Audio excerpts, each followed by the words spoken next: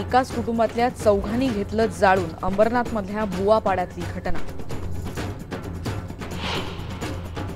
नाशिकच्या किशोर सुधारगृहातून पळाली 12 मुलं, आज पहाटे घडली घटना। चादरींचा वापर करून ओलांडली 16 फूट उंच भिंत।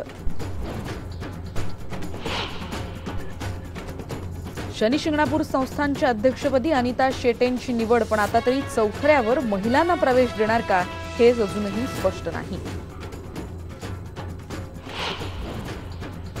नगर परिषद आणि नगर पंचायत पोटनिवडणुकीमध्ये काँग्रेस 107 जागांसह पहिल्या क्रमांकावर, तर सत्ताधारी भाजपला 24 जागा।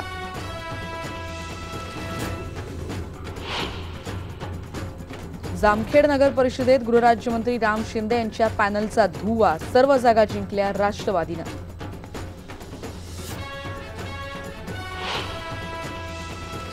चेंबूरच्या वॉर्डस्तरीय पोटनिवडणुकीत शिवसेनेचे अनिल पाटणकर झाले विजयी। बंडखोर नागेश तवटे यांचा 6,500पेक्षा जास्त मतांनी केला पराभव। छेडछाड आणि हाणामारी करणाऱ्या तरुणांना मुंबई हायकोर्टाची अनोखी शिक्षा, 6 महिन्यांपर्यंत कोर्टाचा परिसर झाडण्याची आता शिक्षा। ऋतिक रोशनने घेतली 7 कोटींची रोल्स रॉयस कार, स्वतःला दिलेलं सगळ्यात मोठं बर्थडे गिफ्ट।